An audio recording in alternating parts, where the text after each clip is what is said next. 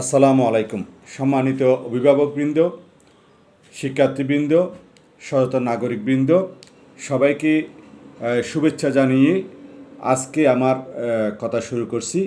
আজকে আমি কথা বলবো সম্মানিত অভিভাবকবৃন্দ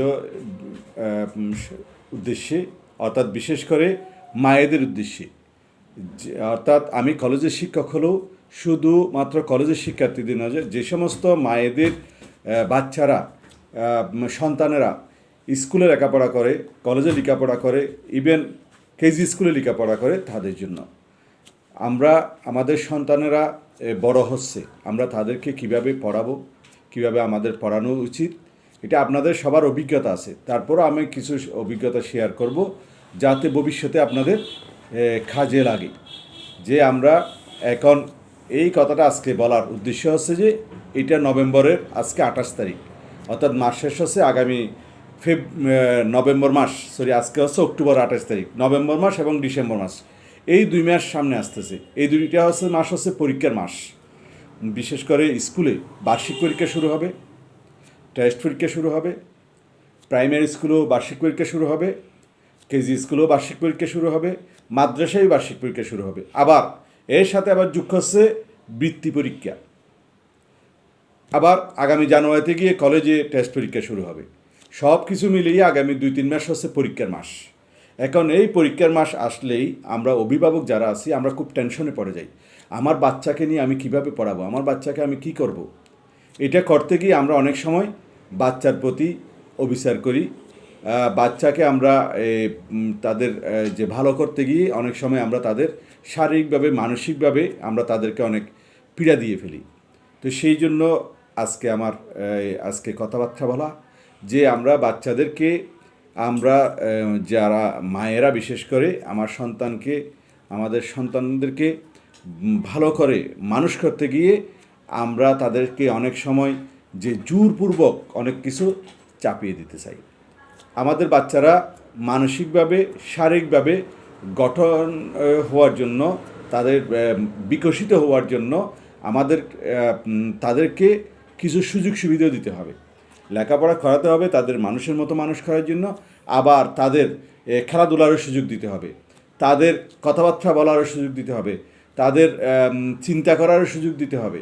এমন নয় যে একেবারে সার্বক্ষণিক তাকে ফার্স্ট হতেই হবে, A+ পেতেই হবে, তাকে বৃত্তি পেতেই হবে। সেভাবে তাদেরকে যদি আমরা চাপ দেওয়া শুরু করি, এটা প্রতিক্রিয়া অনেক সময় বিপরীত হতে পারে। যে বাচ্চার এটা অনেক সময় ভারসাম্য হারা হয়ে যেতে পারে। বাচ্চার চাপের মধ্যে অনেক সময় পড়ে, কিন্তু সে মনে রাখতে পারে না। এগুলা পড়ে সে নার্সারিতে অনেক সময় দেখা যায় যে, আপনারা খেয়াল করবেন, নার্সারিতে 1 নাম্বার হয়, 2 নাম্বার হয়, A+ পায়। এইটা কিন্তু যত উপর দিকে যায় তত আস্তে আস্তে কমে যায়। কেন কমে যায়? ওই যে তাদের যে ভারসাম্যটা তারা রক্ষা করতে পারে না। তাদের যে মানসিক চাপ, সে চাপটা তাদের উপর বেশি পড়ার কারণে তারা আর ঠিক রাখতে পারে না তাদের ব্রেন।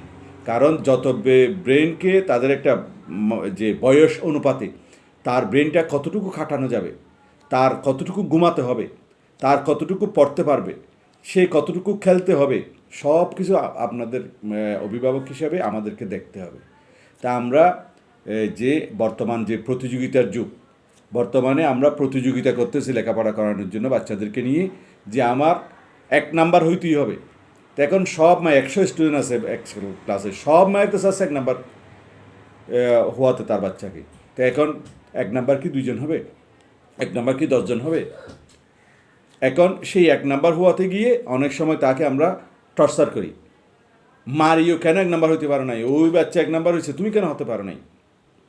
এই টর্চারে করতে গিয়ে তাদেরকে আমরা অনেক সময় আমরা কী করে ফেলি, তার ভবিষ্যৎ যে শারীরিক যে গঠন, মানসিক যে গঠন, সেটা আমরা বিকশিত হতে পারে না। অনেক সময় সে বাচ্চা ফার্মের মুরগির মতো হয়ে যায়। সে বাচ্চা দুনিয়াদারি সম্পর্কে আর কিছু জানে না, শুধু ঘরের ভিতরে পড়তে পড়তে পড়তে সে সমস্যায় পড়ে যায়।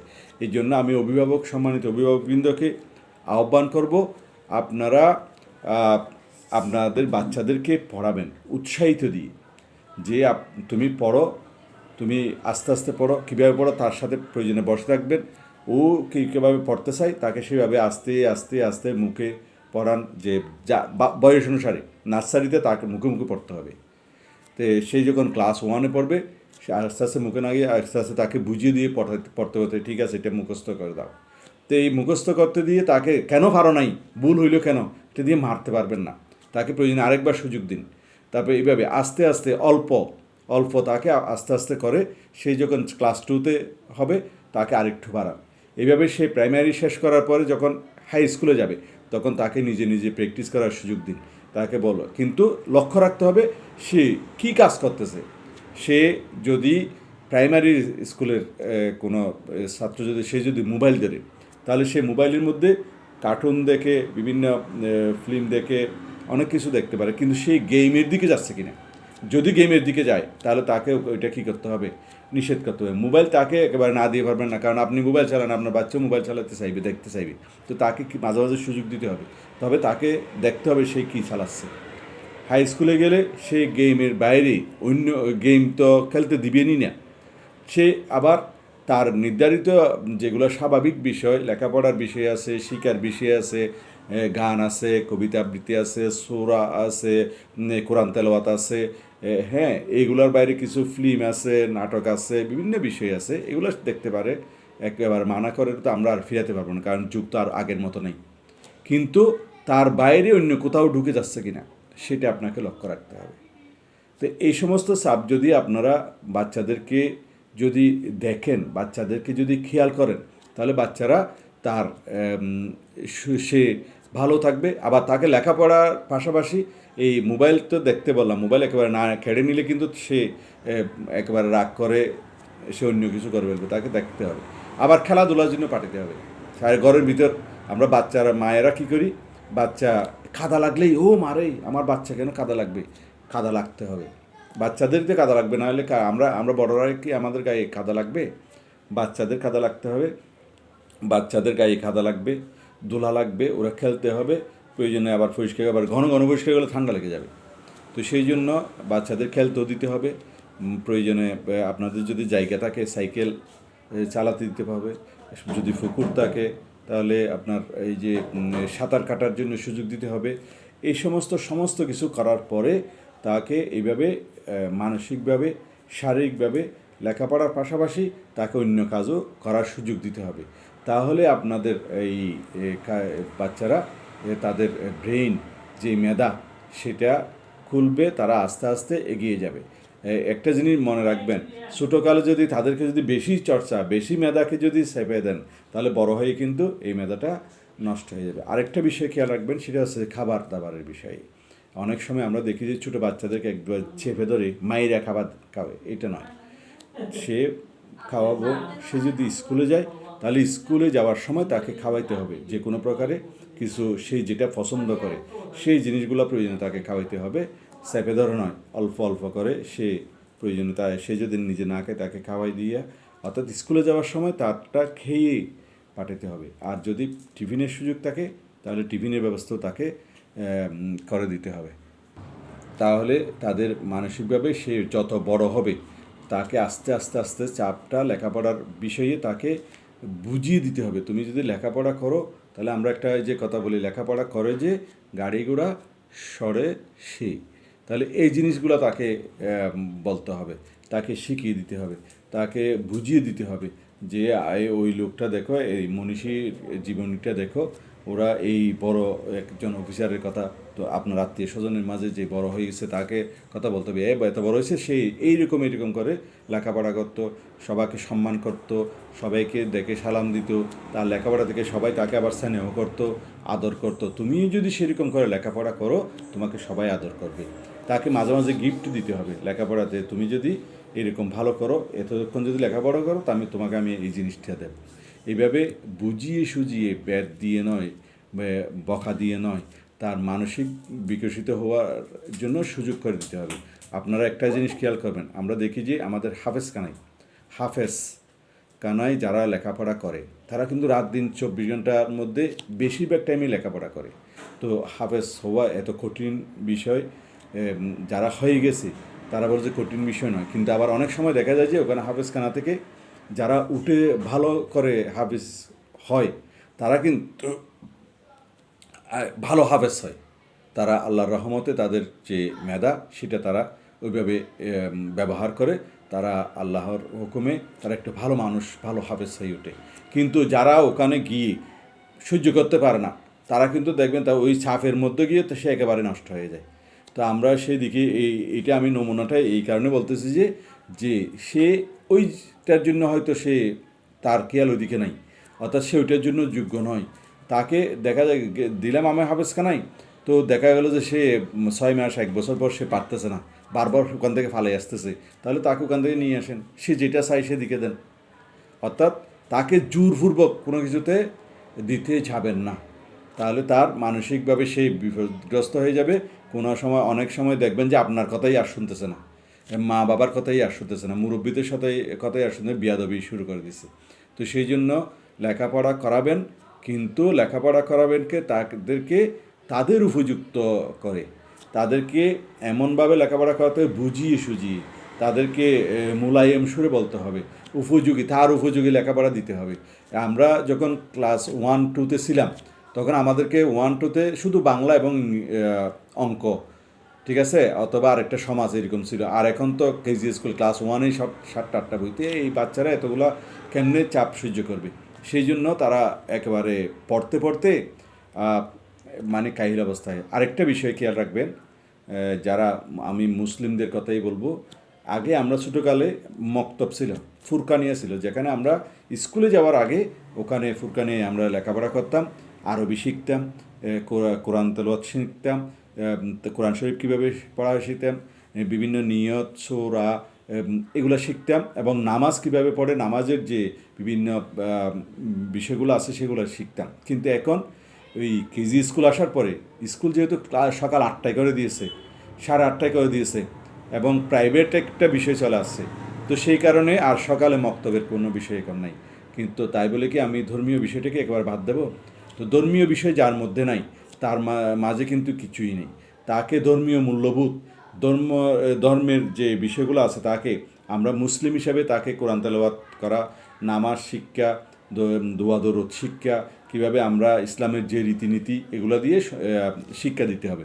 না হলে সে ধর্মীয় মূল্যবিদ তো হবেই না, সে ধর্মীয় মূল্যবিদ যার নাই তার কিন্তু কোনো আদব কায়দাও থাকবে না, সে মা বাবাকেও মান্য করবে না, সে কোনো কিছুতে থাকবে না। সেই জন্য তাকে ধর্মীয় শিক্ষা দিতে হবে। প্রয়োজনে আপনি যদি সকালে বাচ্চাদের স্কুল থাকে, বিকালে তাকে একজন আপনি পারেন, অথবা তার বাবা পারে, অথবা তার আত্মীয় স্বজনের মধ্যে কেউ যদি পারে, অথবা স্থানীয়ভাবে কোনো এরকম প্রতিষ্ঠান থাকলে সেখানে পাঠাইতে হবে, অথবা একজন হুজুরকে বাসায় রেখে আপনার ধর্মীয় শিক্ষা এগুলো গঠন করতে হবে। না হলে কিন্তু সে বড় হইয়ে, যেমন ছোটোকালে যদি আপনি তাকে যদি কোরআন তেলাওয়াতটা যদি না শিখান, তাহলে বড় হয়ে সে লজ্জায় পড়ে যাবে, সে শর্মে আর বলবে না যে শিখতে পারবে না। সেই জন্য আপনার সময় থাকতে তাদেরকে এইগুলা শিখিয়ে দিবেন, যাতে তারা এই ধর্মীয় শিক্ষাও পায়। এর পাশাপাশি আমাদের বর্তমান যে প্রেক্ষাপট, বর্তমান যে আধুনিক যে প্রতিযোগিতামূলক বাজার, সেখানেও যাতে টিকিয়ে থাকতে পারে এবং শেষ পর্যন্ত টিকিয়ে থাকতে পারে। সে যে এমন নয় যে আমি 1 নাম্বার 2 নাম্বার হয়ে ক্লাস 5 পর্যন্ত গেল, 6-এ গিয়ে সে একেবারে বরবাদ হয়ে গেল।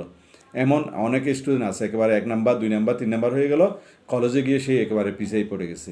তো এখানে মা বাবার সাথে যতদিন ছিল ততদিন সাবের মধ্যে ছিল, পরবর্তী সে একাই ওই যে বাধা গরু ছেড়ে দিলে যেরকম হয় সেরকম হয়ে যায়।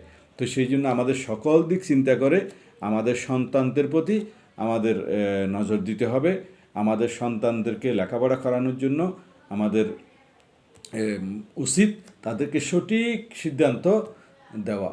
একেবারে এখন একজন টিচার, কিছুক্ষণ পর আরেকজন টিচার, এরপরে আমি, তারপরে বাবা, তারপরে অনেক কিছু, এই সমস্ত এত সারাদিন যদি তাকে যদি লেখাপড়ার মধ্যে রাখতে চান তাহলে তার মাথা এলোমেলো হয়ে যাবে, অসুস্থ হয়ে যাবে। সেই জন্য তার লেখাপড়ার জন্য তার গোসল ঠিক রাখতে হবে, তার খাওয়া দাওয়াও ঠিক রাখতে হবে, তার লেখাপড়া যেটা, খেলাধুলা যেটা সেটা রাখতে হবে। তারপরে তার খেলাধুলা বলতে সাঁতার, হাঁটা, সাইকেল চালানো, অর্থাৎ তার বডিটা স্ট্রং রাখতে হবে। সব কিছু যদি ঠিক থাকে তাহলে দেখবেন সে বড় হয়ে কোনো একটা ভালো জায়গায় সে যেখানে যায় সেখানে কিন্তু সে ভালোভাবে স্ট্রংলি সে লেখাপড়া করতে পারে না, কিন্তু একটা কাজে কাজে সেখানে সে স্ট্রংলি মুভ করতে পারবে। কিন্তু যে মানসিকভাবে শারীরিকভাবে গঠিত হবে না, সে কিন্তু লেখাপড়ায় ভালো হইলেও, ভালো জিপিএ 5 পাইলেও সে কিন্তু একসময় সে রোগা হয়ে যাবে, স্বাস্থ্যগতভাবে তার সমস্যা হবে।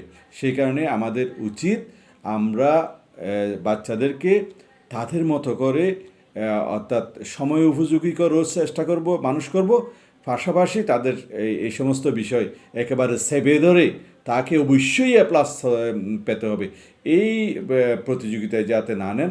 এবং এই যে বৃত্তি পরীক্ষায় টেনশন, বাচ্চা চাইতে মায়ের আরও বেশি টেনশন, বাবার আরও টেনশন, এই টেনশনগুলো নিয়েন না। এই টেনশনগুলো নিয়ে আপনারও সমস্যা হবে। বৃত্তিতে দিতে যাবে, বলবে যে বাবা যাও, তো যদি বৃত্তি পাই আলহামদুলিল্লাহ, যদি বৃত্তি না পায় তাহলে বলবেন যে ঠিক আছে এবার পাও না, কী হয়েছে, আগামীবার পাবে তুমি। আর তুমি সুন্দর করে রেডি হও, ও পাইছে এবারে, আগামীবারে কিন্তু তুমি পাবে, আমার ছেলে পাবে ইনশাল্লাহ। এটা বলে তাকে সাহস যোগাবেন, তাকে শক্তি যোগাবেন, তাহলে সে ভালোভাবে গড়ে উঠবে। সবাইকে ধন্যবাদ জানিয়ে আমার বক্তব্য এখানে শেষ করছি। আসসালামু আলাইকুম রহমতুল্লাহ।